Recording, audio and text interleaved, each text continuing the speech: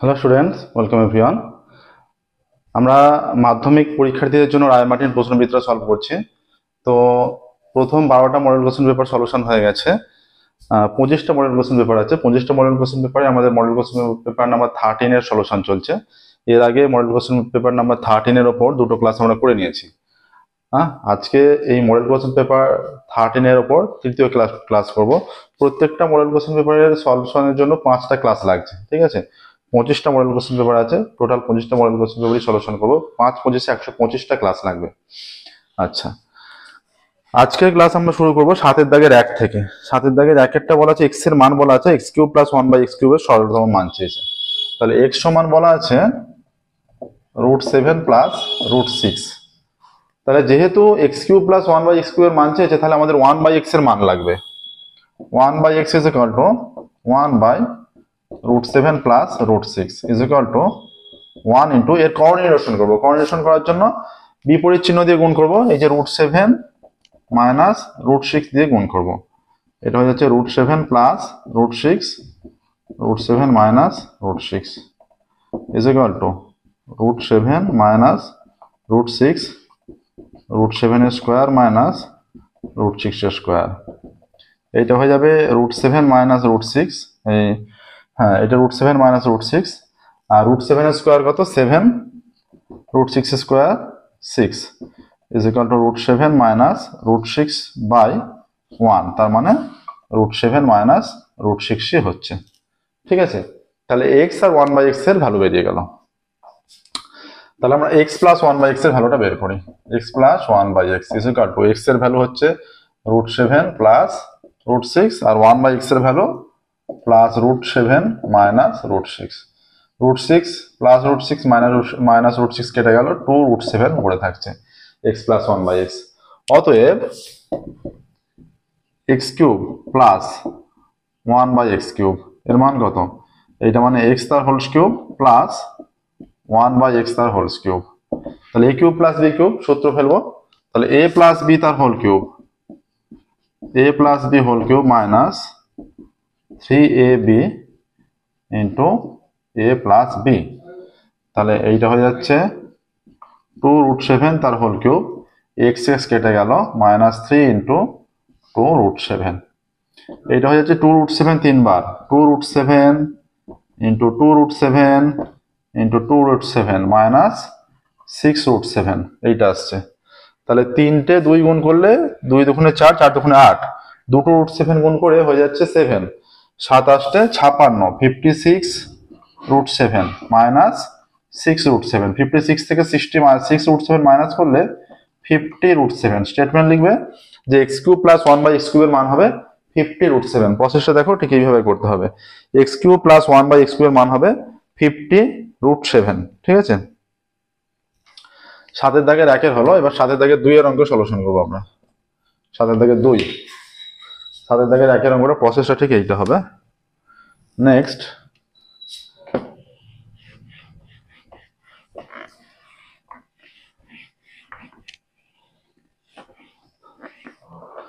সাতের দাগে 2 কি বলেছে? চোঙের আয়তন ভূমির ব্যাসার্ধের দৈর্ঘ্যের বর্গের এবং উচ্চতার সঙ্গে যৌগিক ভেদে আছে। আচ্ছা, চোঙের আয়তন ভি ধরে নিচ্ছি। ধরি চোঙের আয়তন সমান ভি, এত ঘন একক। চোঙের ব্যাসার্ধ সমান আর একক, আর এবং উচ্চতা এবং চোঙের উচ্চতা ইজ ইকুয়াল টু এইচ একক।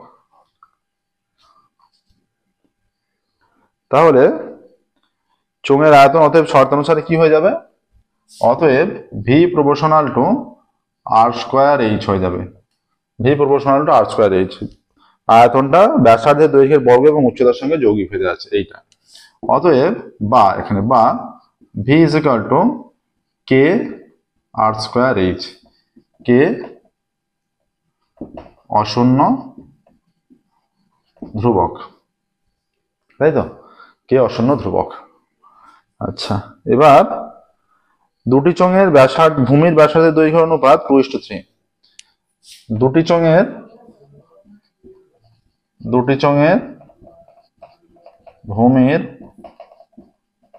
ব্যাসার্ধের দৈর্ঘ্যের অনুপাত সমান 2:3। ধরি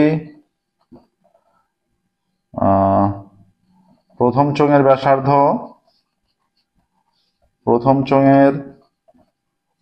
ব্যাসার্ধ সমান 2r একক এবং দ্বিতীয় চোঙের ব্যাসার্ধ সমান 3r একক, 2r আর 3r একক। হ্যাঁ, আচ্ছা,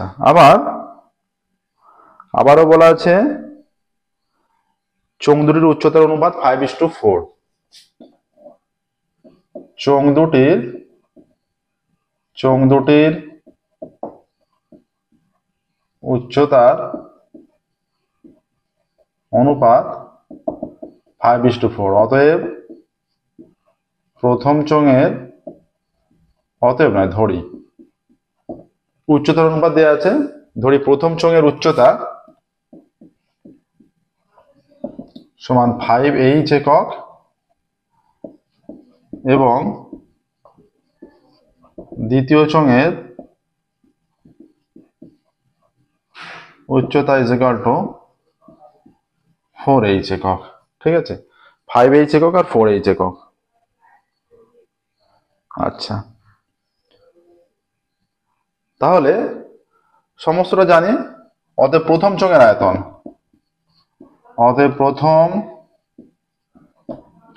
এইটা তো আর এখানে আছে, তাই এটা আমরা r1 লিখছি। হ্যাঁ, এটা r1 লিখছি, এটা h আছে, এগুলো আমরা h1 লিখছি। প্রথম চোঙের আয়তন, তাহলে সমস্ত কিছুর মান জানি। r এর মান হচ্ছে এই 2r1টা প্রথম চোঙের ক্ষেত্রে, প্রথম চোঙের আয়তনটা হচ্ছে 5h1টা। তাহলে প্রথম চোঙের আয়তন হচ্ছে k ইন্টু 2r1 তার স্কয়ার ইন্টু 5h1 এত ঘন একক সমান k into 4r1 square into 5h1 ঘন একক সমান 4×5 = 20 r1 স্কয়ার h1 k ঘন একক। ঠিক আছে, একইভাবে দ্বিতীয় চোঙের আয়তন বের করছি। অতএব দ্বিতীয় চোঙের আয়তন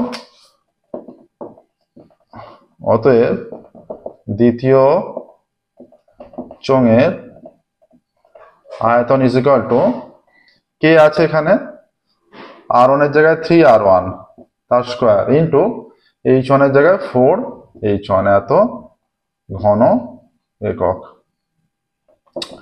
k into 9 r1 square into 4h1 ঘন একক 36 r1 স্কয়ার h1 k ঘন একক। এবার চোঙ দুটির আয়তনের অনুপাত। ঠিক আছে, অতএব মানে প্রথম চোঙটা আগে থাকবে। চোঙ দুটির আয়তনের অনুপাত সমান 20 r1 square h1 k = 36 r1 square h1 k হবে, এটা k1 নয় k = r1 square h1 k দুটোতেই আছে, আমরা তুলে দিচ্ছি। 20:36 থাকছে, 4 দিয়ে ভাগ করলে 4×5 = 20, 4×9 = 36, 5:9। চোঙ দুটির আয়তনের অনুপাত আসছে দেখো 5:9, এটাই অ্যান্সার হবে। ঠিক আছে, এটা একদম শর্ট করেও করে দেওয়া যাবে, কিন্তু যেহেতু বড় মার্কসের কোশ্চেন সেইভাবেই বুঝতে হবে ফুল মার্কসের জন্য। নেক্সট দেখো 8 এর দাগে।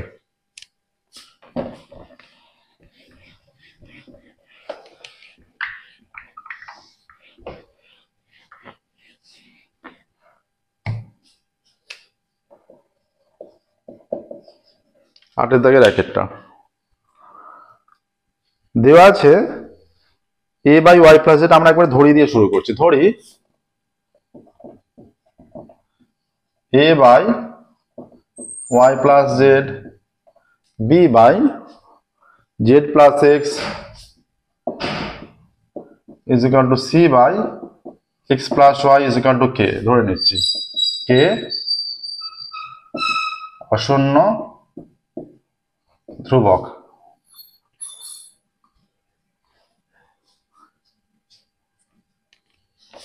অতএব a is equal to k into y plus z, b is equal to k into z plus x, c is equal to k into x plus y.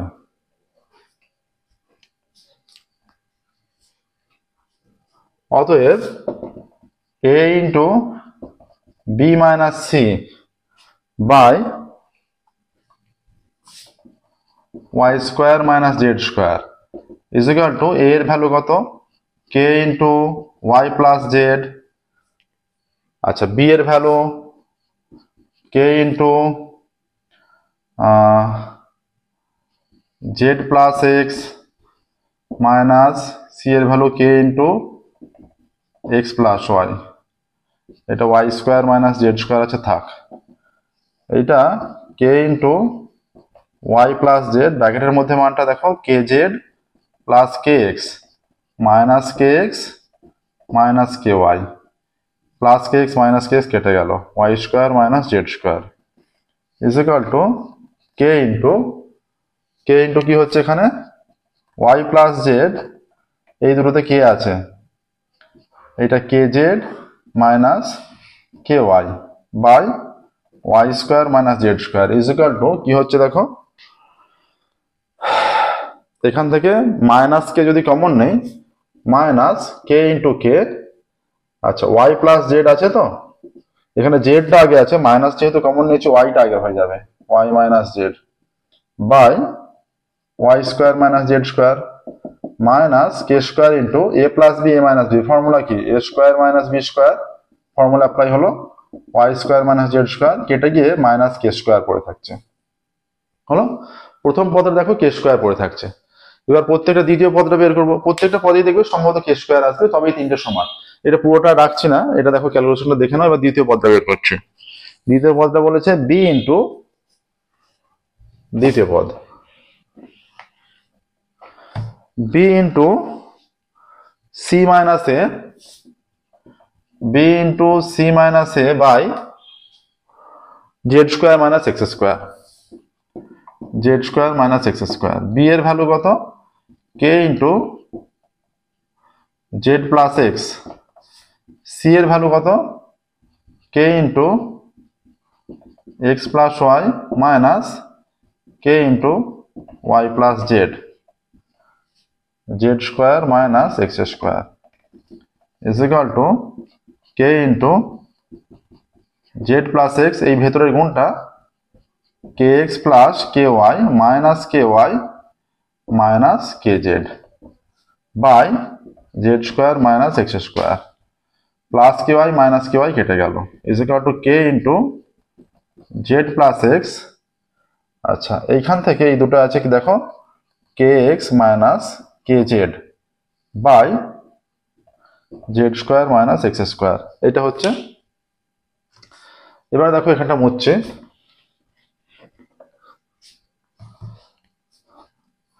এখানে আসছে বা এই ভেতরটা থেকে মাইনাস কে কমন নিচ্ছে, কারণ এখানে জেডটা আগে আছে, বা না এটা equal to minus K into Z plus X into Z minus X by Z square minus x square minus K square into Z square minus x square by Z square minus x square, এইটা কেটে গেল is equal to minus K square, ঠিক আছে। এটা দেখো এই মাঝের পদটা সমানও মাইনাস কে স্কোয়ার এলো, প্রথম পদটাও মাইনাস কে স্কোয়ার এসেছিল, দ্বিতীয় পদটাও মাইনাস কে স্কোয়ার এসেছিল, প্রত্যেকটা পদই মাইনাস কে স্কোয়ার আসবে। তৃতীয় পদটা দেখো এবার, তাই এই তিনটে পদ সমান বলা হয়েছে, এগুলো খাতার পরপর করবে ক্যালকুলেশন, সি ইন্টু এ মাইনাস বি, সি ইন্টু এ মাইনাস বি, তবে কোশ্চেন চয়েসের উপর অনেক কিছু নির্ভর করে, কোশ্চেন ঠিকঠাক চয়েস করতে হবে। এই কোশ্চেনটা যে চয়েস করবে এই কোশ্চেন কিন্তু অনেকটা লেন্দি হয়ে যাচ্ছে, এরপরে এর সঙ্গে অপশন একটা থাকছে, সেই কোশ্চেনটা চয়েস করলে সে অনেকটা সহজ করবে। যেমন সাতের দাগে দুটো কোশ্চেন করলাম, সলভ করলাম, সাতের দাগের প্রথম অঙ্কটা যে দুটোর মধ্যে একটা করতে হবে, প্রথমটা যে চুজ করবে সেটা অনেক ভালো হবে তার পক্ষে, কারণ সেখানে ওই অঙ্কটা অনেক তাড়াতাড়ি হয়ে যাবে। আর 7-এর দাগের প্রথমটা যেমন তাড়াতাড়ি হয়ে যাবে, 8-এর দাগের দ্বিতীয়টা যেটা আছে সেটা তেমন তাড়াতাড়ি হয়ে যাবে। তাই কোশ্চেন চয়েস করা একটা মুখ্য বিষয়।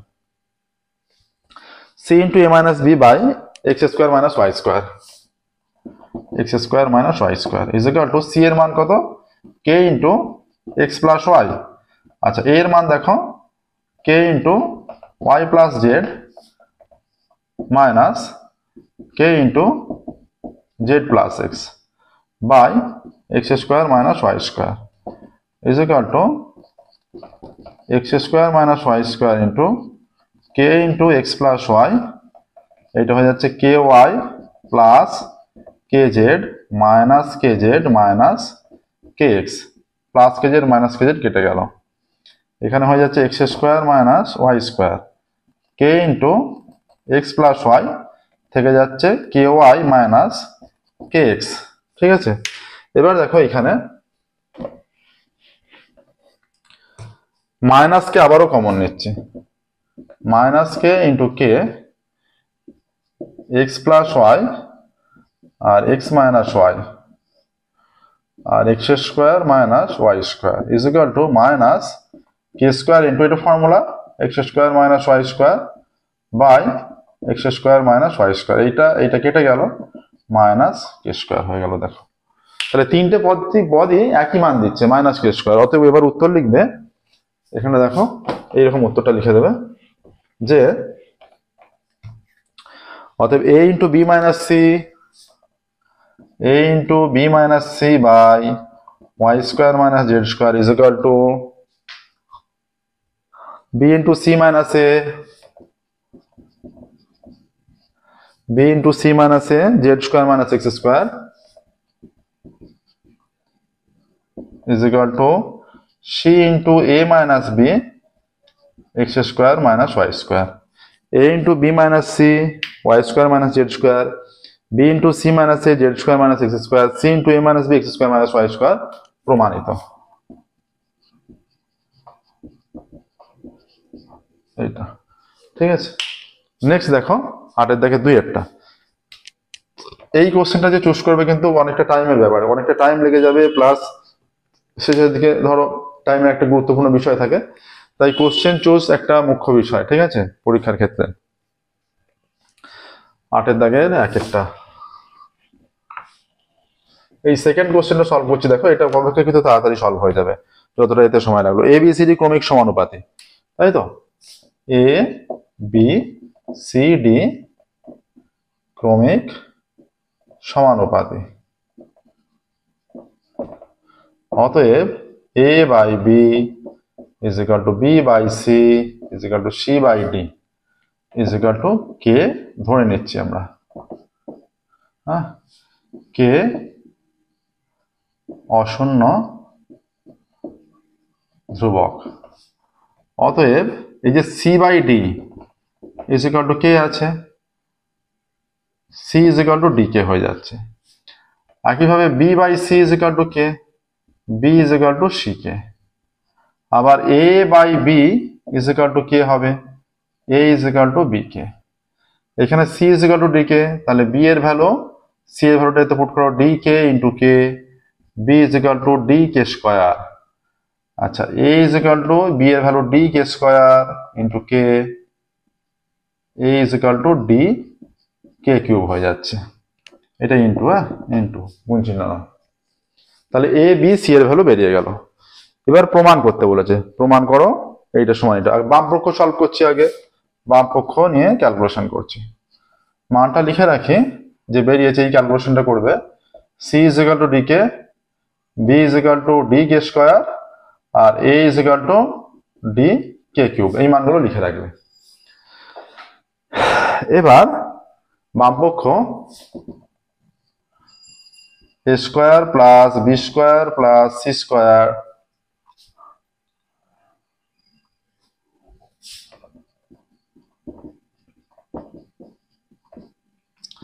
a is equal to কত,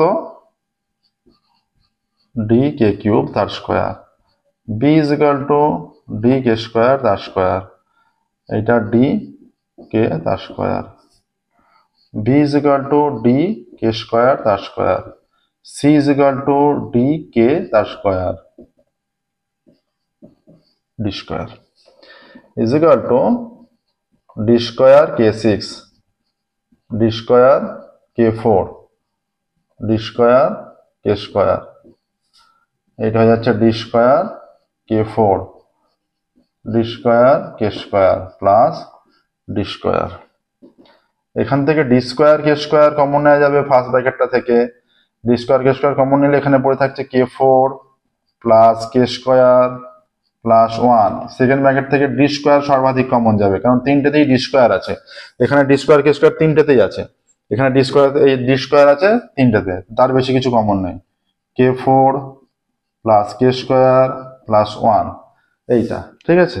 এরপর দেখো আমরা এখানটা একটু মুছছি, এর ভ্যালুটা কি দিচ্ছে, এর ভ্যালুটা যেটা দিচ্ছে ইজ ইকুয়াল টু এই যে ডি স্কোয়ার, এই যে D square k square d square গুণ করলে এটা হচ্ছে ডি ফোর কে স্কোয়ার, ডি ফোর কে স্কোয়ার এটা, আর এখানে হয়ে যাচ্ছে কে four plus k square plus one তার হোল স্কোয়ার।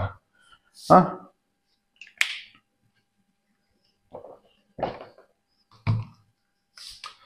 এটা হয়ে যাচ্ছে ডি ফোর কে স্কোয়ার, কে স্কোয়ার ডি কে four plus k square plus one তার হোল স্কোয়ার। এবার দেখো ডান পক্ষের মানটা,